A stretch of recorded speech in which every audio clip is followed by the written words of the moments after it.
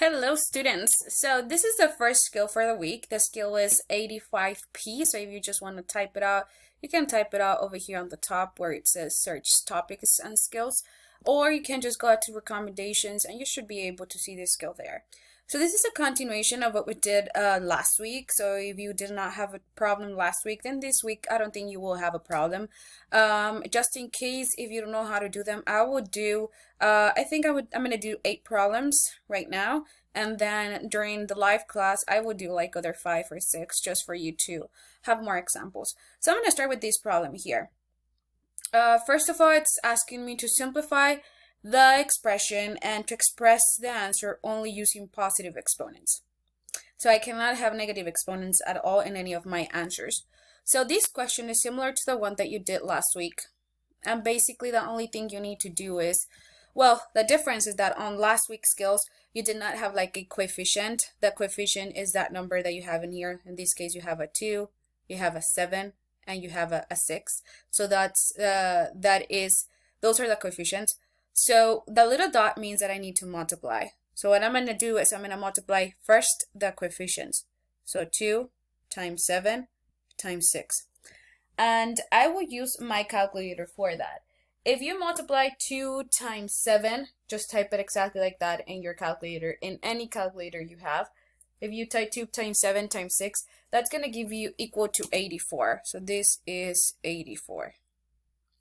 Now, in order to simplify the variables, which are the letters, the only thing I need to do is add the exponent. So if I have c, that's c to the power of 1, then z to the power of 1, then z to the power of 1, that's going to give me equal to z to the power of 3. So my final answer would be 84 z to the power of 3. Now, let me type that here. Oops, moved. So 84 z to the power of 3.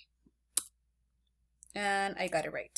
Now I'm going to do this one here. Look, this one looks like it's harder to do, but it's exactly the same thing. I'm going to multiply the coefficients. In this case, I have 10 times 9 times 4. So I'm going to use a calculator and I'm going to multiply that. So I have 10 times 9 times 4. And that is equal to 360. So this is equal to 360.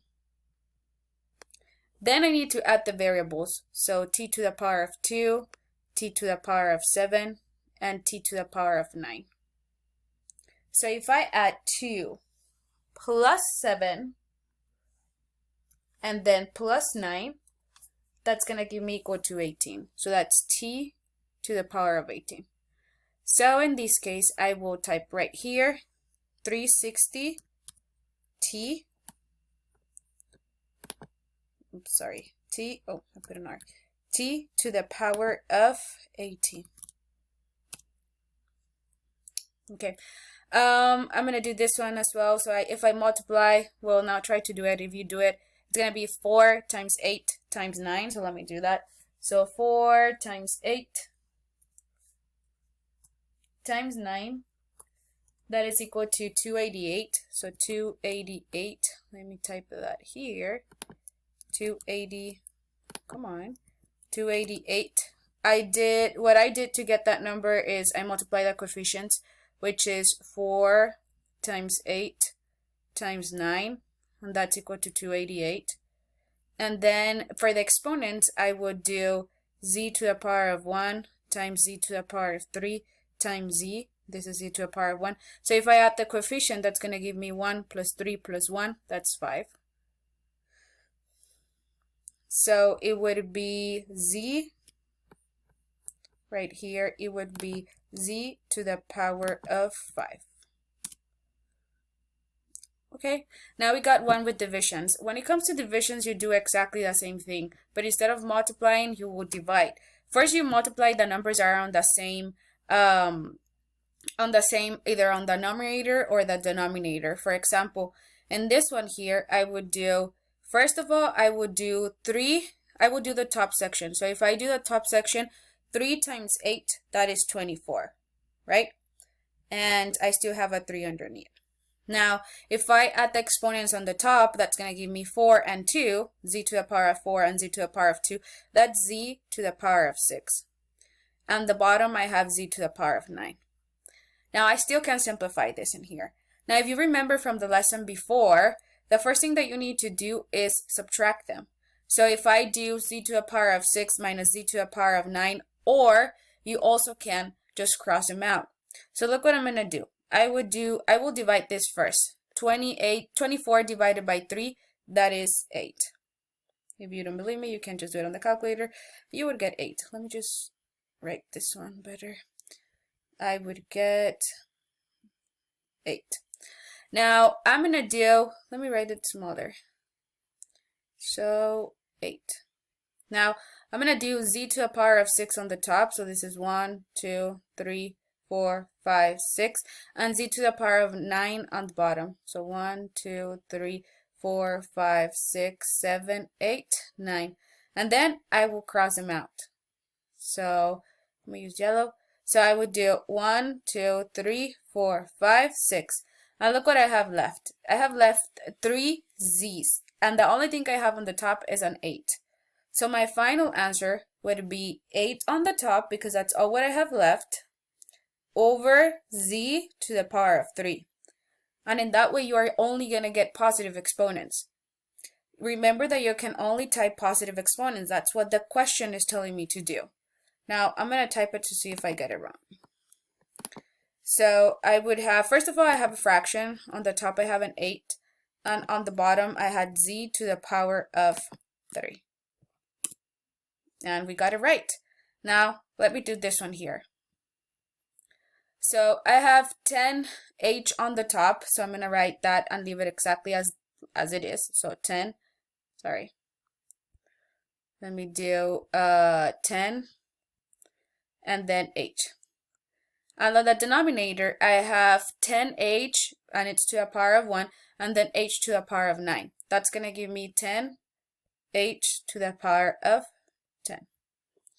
Now what I'm going to do is I'm going to divide the numbers. If you do on the calculator 10 divided by 10, what do you think you're going to get left? Yeah, you're going to have a 1. Okay? Now look how many h you have on the top and how many h you have on the bottom. So on the top I have 1 h, and on the bottom I have 10. So 1, 2, 3, 4, 5, 6, 7, 8, 9, 10. Now if you were to cross out the h's, look how you would not have anything left on the top but the 1. And you have 9h left on the bottom. So my final answer would be 1 on the top and h to the power of 9 on the bottom. Now let me type it to see if we get it right. So I have a fraction, and it would be 1 on the top and h to the power of 9 on the bottom. Awesome. Now let's do this one. This is the last one I would do, and then I will explain other 6 or 5 more problems during the live session Monday. So let me do this one here. I'm going to do exactly the same thing I have done before. I'm going to simplify first whatever it's on the top or whatever is on the bottom, and then from there I will work out my problem. So look at this problem here. First, let's do the top. If on the top we multiply 2 times 10, that is 20. Do you agree? Yes. Now, look, you have b to the power of 4, and then you have b to the power of negative 1, I'm sorry. If you add those two numbers, if you do 4 plus negative 1, you would get b to the power of 3. If you don't believe me, do it on the calculator. 4 plus negative 1, it's b to the power of 3. So I'm going to have 20b to the power of 3. That's on the top. Now, on the bottom, I have 10b. And you know that that b is to the power of 1. Now, I'm going to simplify the numbers, the coefficients. So 20 divided by 10. I'm going to do that on my calculator, and 20 divided by 10, that's equal to 2. Now, I'm going to simplify the variables. So I would do b to the power of 3, 1, 2, 3, and b to the power of 1, b. I will cross out the ones that I can cross out, so b and b. And then I would have that what I have left. Do I have something left on the denominator? No, right? That means that my answer is only going to be 2b to the power of 2. Now let's see if that is true. So I would have 2b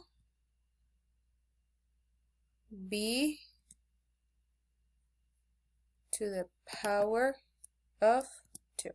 Oh, please, let's get it right. There you go. We got it right.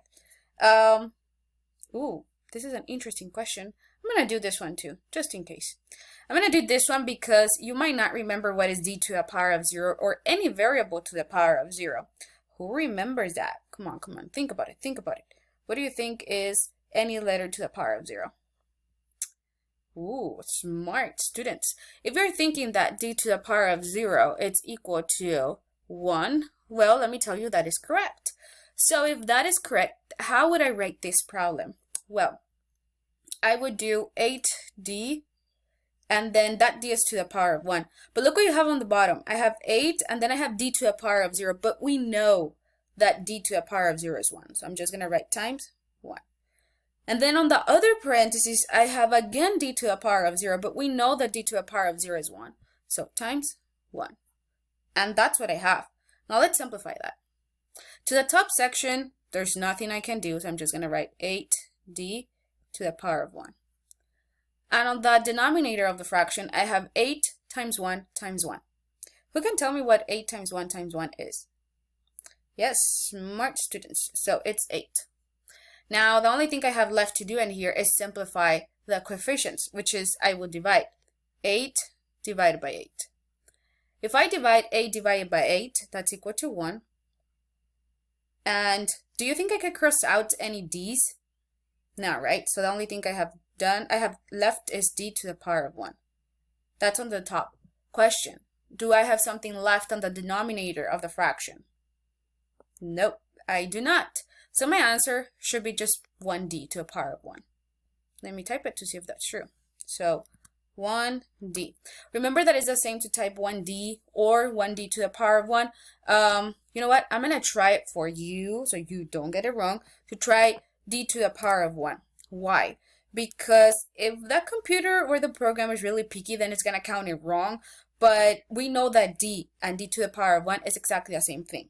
So let me see if it counts it right like this. Then you type it. You can type it like this.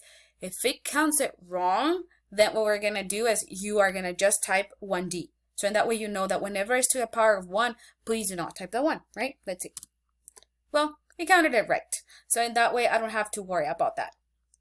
Now this is the last problem I'll do. That is because look how you have negative exponents, so you're going to be kind of confused with that. So let's try this one. Okay, here we go. First we're going to do the section on the top. Remember what we have done before, okay? Remember that we also learned on how to switch the negative exponents to the opposite side to make them positive. If you think that's something that's going to help you out to do these problems, then you can do that. It will work exactly the same way, okay? So I'm going to multiply. 7 times 6, that's equal to 42, so I'm going to write 42. And then on the denominator, I have 2. And I have a u to the power of 8. Now, look how those two exponents are negative. You have two options. Number 1, you can add them. Number 2, you can switch them to the opposite side.